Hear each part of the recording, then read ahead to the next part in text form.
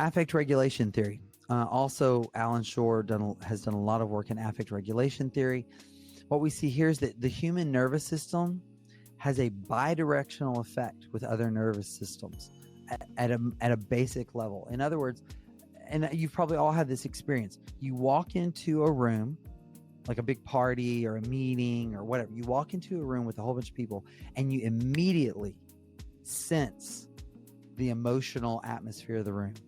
Maybe you walk in and it's like, hey, this place is happening. The people are happy here. Or you walk in and it's like stone cold, icy. Ooh, what is going on? Very uncomfortable. Why? Because your nervous system is picking up on what is happening in all these other nervous systems. There's little cues and all this stuff being signaled from one of us to the next. And it's all happening automatically and non-consciously through the mirror neuron system and all these other processes. Okay. And so this is happening in couples as well. And you can't help it. Like you can't even stop it. Your nervous systems are having a bidirectional effect on one another. How I am feeling in my body, my affective state is having an effect on you. And your affective state is having an effect on me. And so that's why the whole old school model of, hey, that's your side of the street and you can't make me angry and, that's on you. And, well, no, because reality is, we have to accept reality. Reality is how I show up will affect you. How you show up will affect me. All right. Secondly, implicit communication between nervous systems supersedes explicit communication. Okay. Explicit communication are the actual words you're saying. The actual words you're saying. Okay.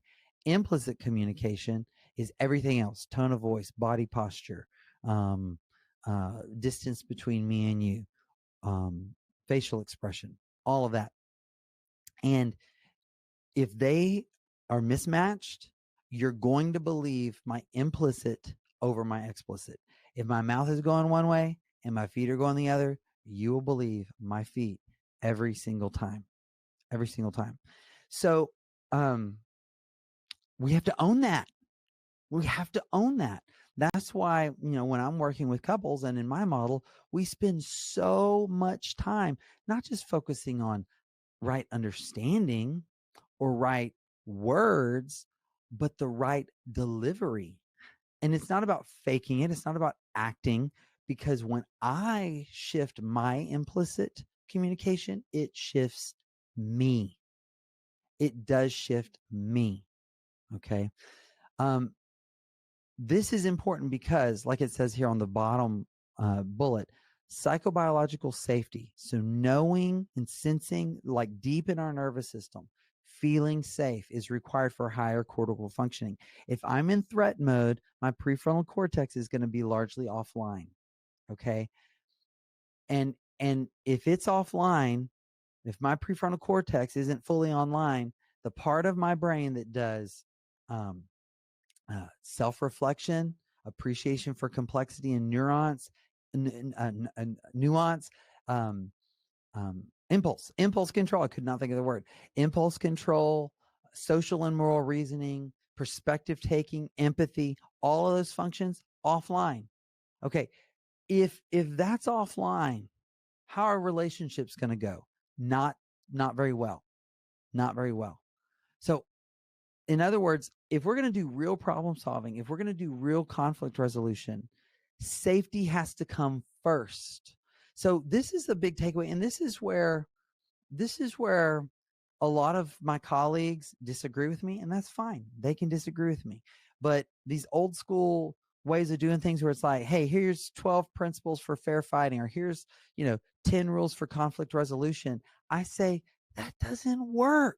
It doesn't work. Why? Because when you're feeling unsafe psychobiologically, when your frontal lobe is offline, you don't give a rip about that handout. And even if you did, in that moment, you don't have the capacities to execute it.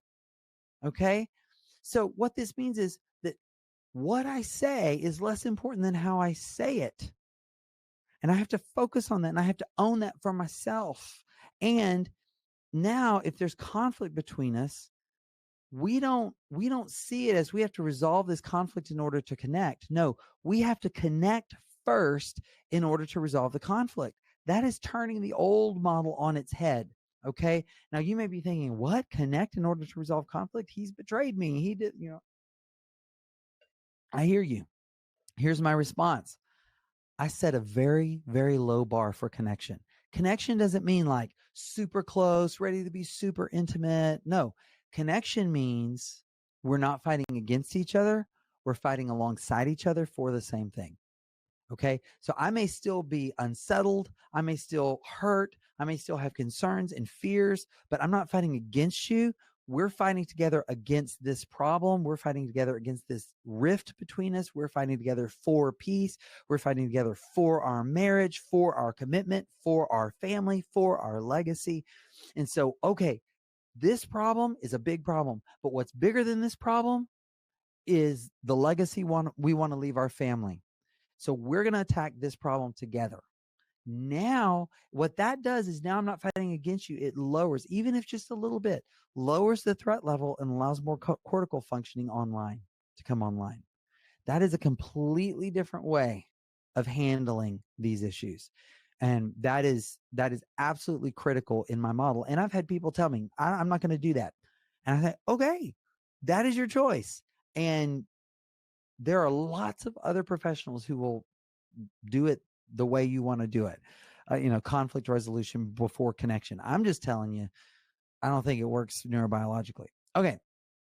The fourth domain that I pull from is relational cultural theory.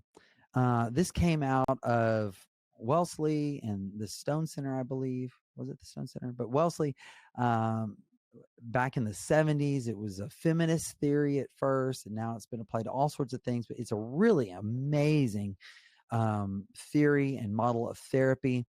And what its starting point is that people grow through relationships and toward relationships. So relationships are both the means by which we grow individually. So here the overlap with attachment theory and the developmental neuroscience. So here's another theory, another school of thought speaking to the same thing. We grow through relational experience, but also toward relationships. We're growing for the sake of relationships. I'm growing individually so that I can do relationships better and deeper. All right. So we're created not only for connection, but by connection. And in this theory, maturity is characterized by and comes through mutual authenticity, empathy, and empowerment in relationships. So, and in an ideal relationship, and listen, here's what I want to say. If you're listening and you're a betrayed partner, or you betrayed your partner, and you're looking at the state of your relationship, and you hear me say this bullet point, and you're like, that sounds like a fantasy world for us, I will validate that.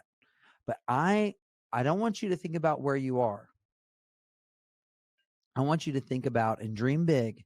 And then just for a moment, allow yourself to hope. I want you to think about what could be. I want you to think about in a perfect world, maybe. All right. In a perfect world, in an ideal relationship,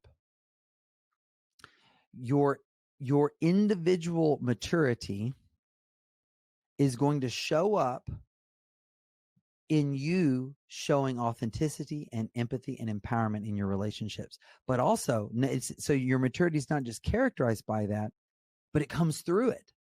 So as you actually give mutual authenticity, empathy, and empowerment, you mature. So as you mature, you demonstrate these things, but as you demonstrate these things, you mature. So it's like an upward spiral. Okay. And so what that means is, and again, I know this is like an ideal and it may seem so far from what you're experiencing, but listen, we have helped hundreds of couples get there. Okay. With this model, so that both people say, you know what, what's good for the relationship is good for me. There's not a distinction. If it's good for the relationship, it's good for me. If it's good for the relationship, that's for my growth. I grow. And when I grow, that's good for the relationship. The last point from relational cultural theory that is critical to the couples-centered recovery model is that the ability to navigate relational complexities is a sign of forward psychological development. So the idea, okay, I need to go, heal and grow out here so that I can show up and do this relationship better.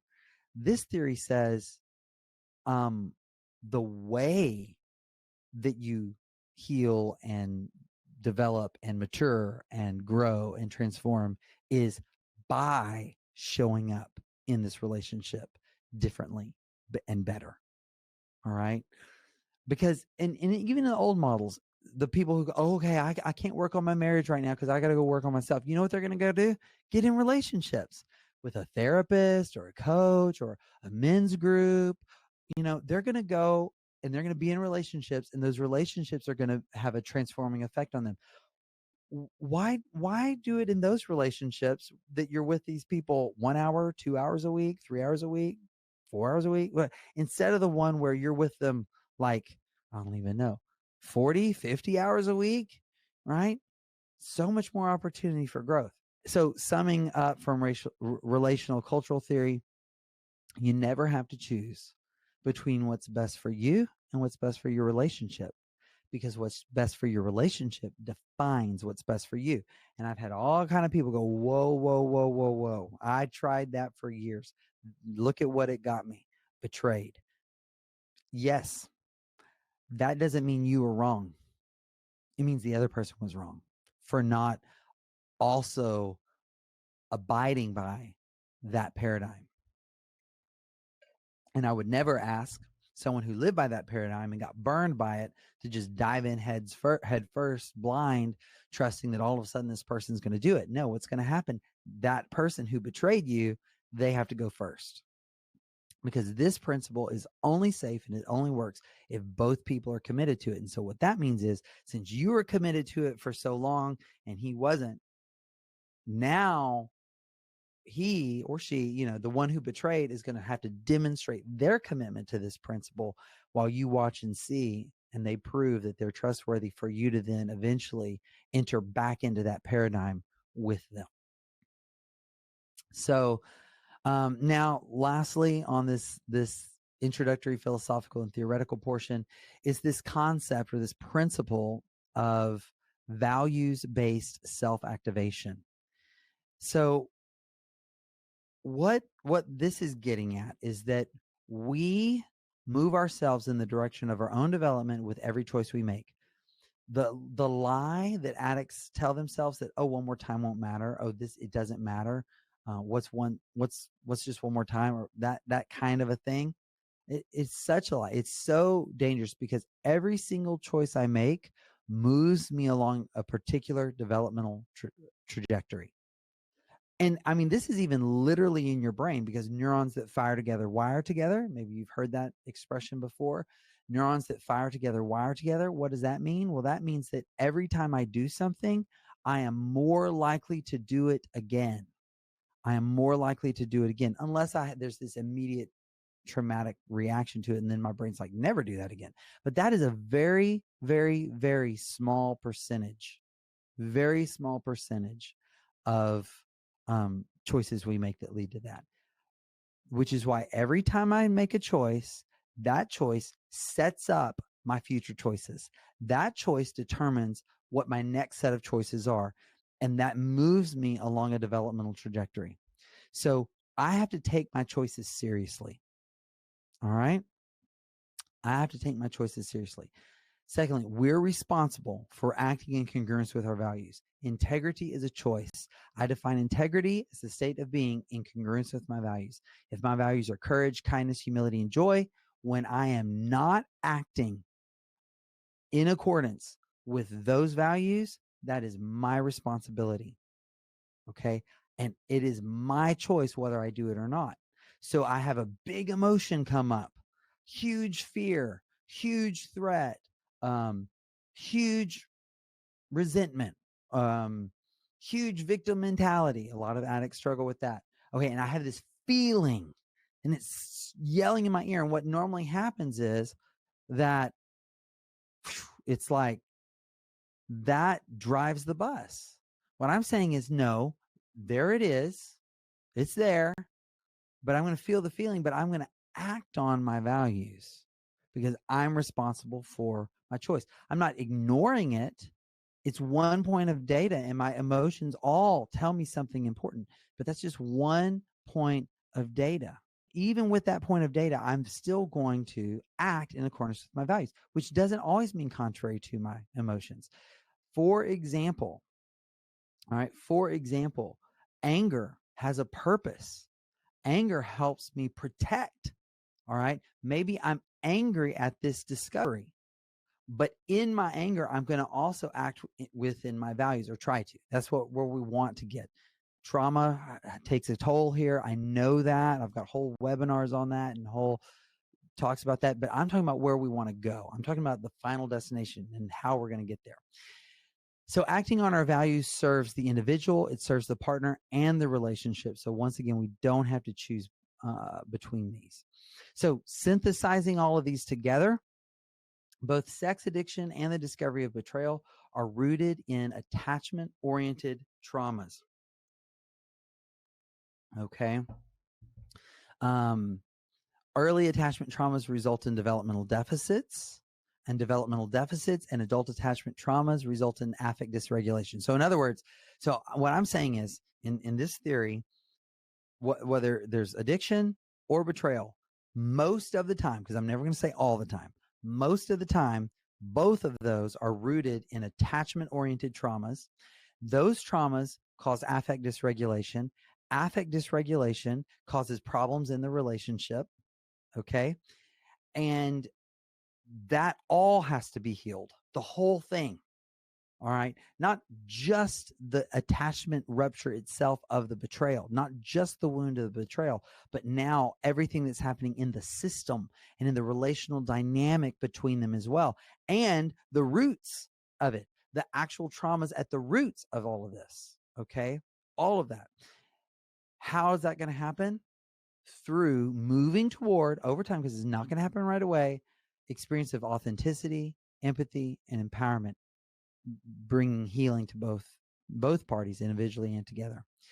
And it's the commitment to principles and values that is going to direct their development, both individually and the development of the relationship to that desired end. So we've got to have a vision for where we want to go first. We've got to have that vision of where we want to go first. Okay. All right.